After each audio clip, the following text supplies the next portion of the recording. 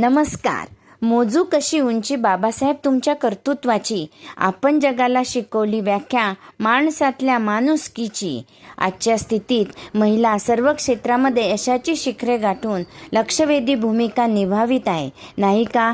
तसेच पुरुषांच्या बरोबरीने काम देखील करीत आहे. यामागील डॉक्टर बाबासाहेबांचे महिला सक्षमीकरणासाठीचे योगदान बघूया. डॉक्टर बाबासाहेब आंबेडकर म्हणजे त्यातील डॉ म्हणजेच डॉक्टर समस्त भारतीय मानव जातीचे असून स्त्री कामगारांना पुरुषा इतकेच वेतन मिळावे. मॅटर्निटी बेनिफिट बिल म्हणजेच प्रसूतीपूर्व व प्रसूतीनंतर विश्रांती रजा, भत्ता, आजारपणातील रजा, कामाचे तास किती असावेत अशा अनेक कायदेशीर तरतुदी करून महिलांच्या हक्काला सुरक्षितता प्रदान करणारे. बा म्हणजेच बाबा शिल्पकार संविधानाचे असून स्त्री पुरुष समानता व सामाजिक न्याय यावर भर देऊन महिलांना न्याय मिळवून देणारे. बा म्हणजेच बारिंद्र ज्ञानाचे असून स्त्रियांच्या शिक्षणाचे महत्त्व अधोरेखित करून स्त्रियांनी आर्थिकदृष्ट्या सक्षम व्हावे यासाठी तळमळणारे. सा म्हणजेच सामाजिक स्त्रियांच्या न्यायासाठी लढा देऊन महिलांना कायद्याचे सुरक्षा कवच देणारे. हे म्हणजेच हेतुपूर्वक संविधानाच्या माध्यमातून सर्व महिलांना मतदानाचा अधिकार बहाल करून स्त्री पुरुष शिक्षणाचे म्हणजेच सहशिक्षणाचे समर्थन करणारे.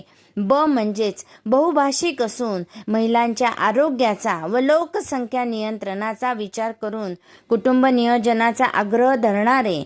आ म्हणजेच आंतरिक अभ्यास करून सर्व महिलांना त्यांच्या स्वतःच्या अस्तित्वाची, अधिकाराची आणि हक्काची जाणीव करून देऊन सर्वांगीण विकासाचा व उन्नतीचा ध्यास धरणारे. बे म्हणजेच बेधडक विचार व्यक्त करून महिलांना अन्यायाविरुद्ध लढण्यासाठी शिक्षण शिका, संघटित व्हा, संघर्ष करा हा गुरुमंत्र देणारे. ड म्हणजेच डगमगले नसून महिलांच्या त्या काळातील बालविवाह, केशवपन, सतीप्रथा, बहुपत्नीत्वाची प्रथा अशा अन्यायकारक प्रथा मोडीत काढून महिलांना गुलामगिरीतून मुक्त करण्यासाठी प्रयत्न करणारे.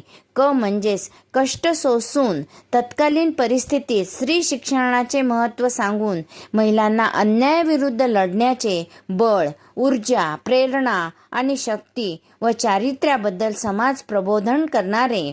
र म्हणजेच रक्षणासाठी हक्क देऊन स्त्रीमुक्तीचे बीज, मानवजातीच्या कल्याणासाठी झटणारे थोर कर्मयोगी बाबासाहेब यांनी संघर्ष करून ताकदीने वाढविले आणि त्याचा परिणाम स्त्रियांना आज मान सन्मानाने जीवन जगण्याचा मार्ग सुकर झाला आहे. अशा 14 एप्रिल 1891 रोजी मध्य प्रदेशातील मऊ छावणी येथे जन्मलेल्या भारतरत्न डॉक्टर भीमराव उर्फ बाबासाहेब आंबेडकर यांना त्यांच्या जयंतीनिमित्त विनम्र अभिवादन. धन्यवाद.